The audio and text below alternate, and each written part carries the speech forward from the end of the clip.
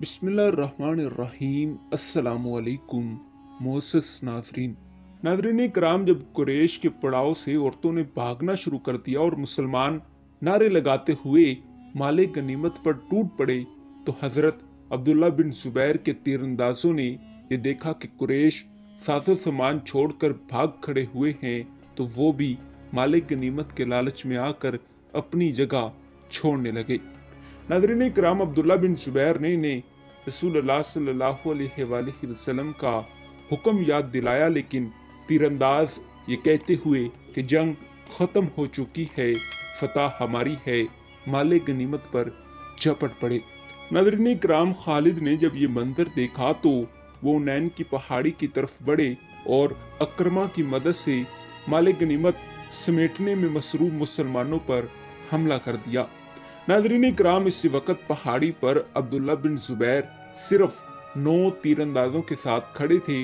خالد بن ولید اپنے دستے کے ساتھ اس پہاڑی کی طرف بڑھے اور مسلمانوں پر حملہ کر دیا۔ دست بدست لڑائی لڑی گئی۔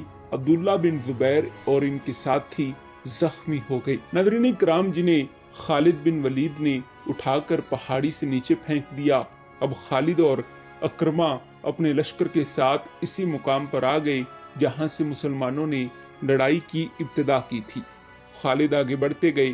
امرا نامی عورت نے قریش کا علم بلند کر دیا، لہٰذا بدلتی ہوئی صورتحال دیکھ کر قریش کا شکست خوردہ لشکر دوبارہ میدان میں لوٹ آیا۔ ناظرین کرام، مسلمان اب دونوں طرف سے گھر گئے تھے۔ لشکر کا بڑا حصہ کٹ کر الگ ہو چکا تھا۔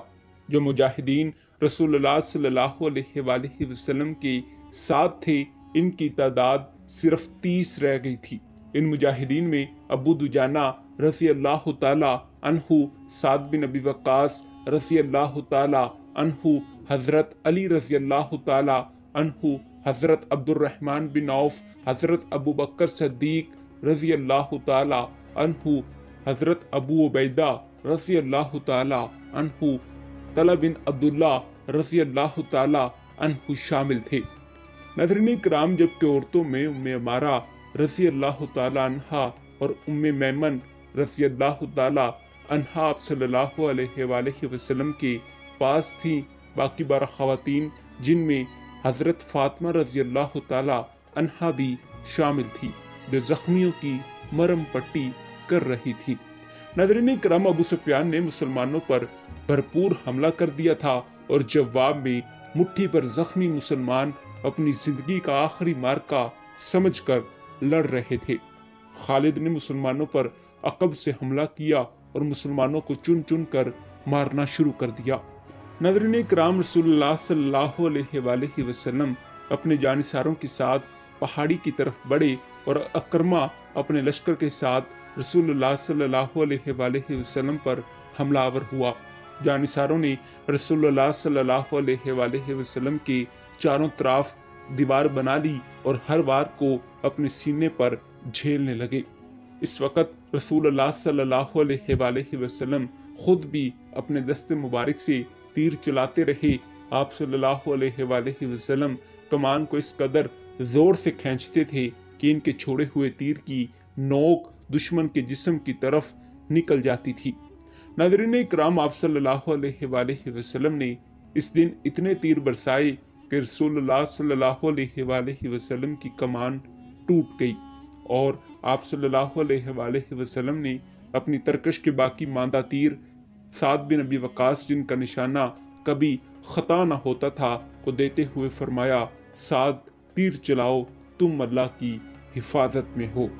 ناظرین کرام، ابن کما نے مسلمانوں کا حلقہ توڑ کر رسول اللہ صلی اللہ علیہ وآلہ وسلم تک پہنچنے کی کوشش کی اور رسول اللہ صلی اللہ علیہ وآلہ وسلم کے ہم شکل مصعب بن عمیر کو رسول اللہ صلی اللہ علیہ وآلہ وسلم سمجھ کر شہید کر ڈالا۔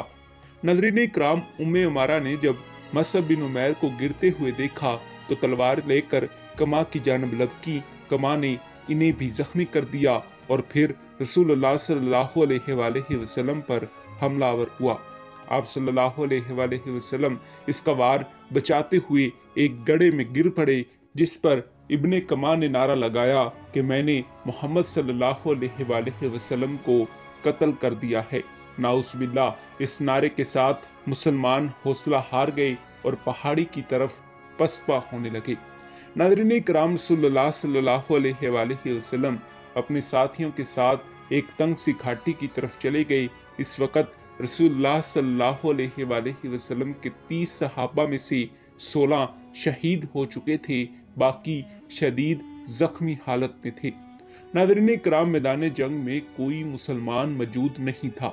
رسول اللہ صلی اللہ علیہ وآلہ وسلم کی شہادت کی خبر سن کر کچھ مدینہ اور کچھ پہاڑیوں کے اندر گھس گئے تھے۔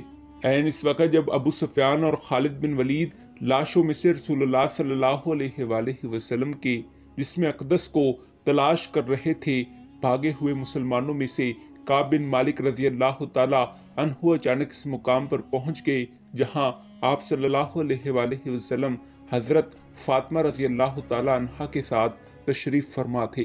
کعب بن مالک نے جب رسول اللہ صلی اللہ علیہ وآلہ وسلم کو زندہ دیکھا تو خوشی سے بلند آواز میں نعرہ لگایا، ہمارے نبی زندہ ہیں۔ یہ سن کر مسلمان رسول اللہ صلی اللہ علیہ وآلہ وسلم کے گرد اکٹھا ہونا شروع ہو گئے۔ حضرت عمر اسی آواز پر رسول اللہ صلی اللہ علیہ وآلہ وسلم تک پہنچے۔ ناظرین کرام، خالد بن ولید نے رسول اللہ صلی اللہ علیہ وآلہ وسلم اور ان کے ساتھیوں کو پہاڑی کے اندر جاتے ہوئے دیکھ لیا تھا۔ وہ چند سواروں کے ساتھ اسی مقام کی طرف بڑھے۔ جب رسول اللہ صلی اللہ علیہ وآلہ وسلم نے انہیں آتے دیکھا تو دعا فرمائی، خدائے ذوالجلال انہیں اسی وقت وہیں کہیں روک لے۔ ناظرین کرام، حضرت عمر رضی اللہ تعالی عنہ تلوار لے کر نیچے اترے اور خالد کو مخاطب کرتے ہوئے فرمایا، اے ولید کے بیٹے، اگر لڑائی لڑنا جانتے ہو تو اس درے کی تنگی کو دیکھ لو جہاں تم ہو، اور اس بلندی کو بھی دیکھ لو جہاں ہم ہیں۔ کیا تم اپنے سواروں کے ساتھ ہمارے ہاتھوں سے بچ کر نکل جاؤ گے؟ خالد حضرت عمر رضی اللہ تعالی عنہ کی للکار کو سمجھ گئے۔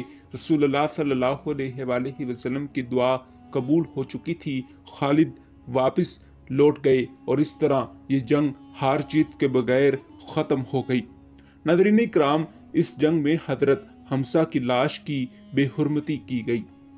ہندا نے ان کے جسم کے چند اعضاء کاٹ کر پھینک دیے اور کلیجہ نکال کر درندوں کی طرح چبانا شروع کر دیا۔ جی ہاں ناظرین کرام، یہی ہماری آج کی ویڈیو کا موضوع تھا۔ امید ہے کہ آپ کو ہماری آج کی ویڈیو پسند آئی ہوگی۔ ملتے ہیں ایک ایسی ہی نئی ویڈیو کے ساتھ، تب تک دیجیے اجازت۔ خدا حافظ۔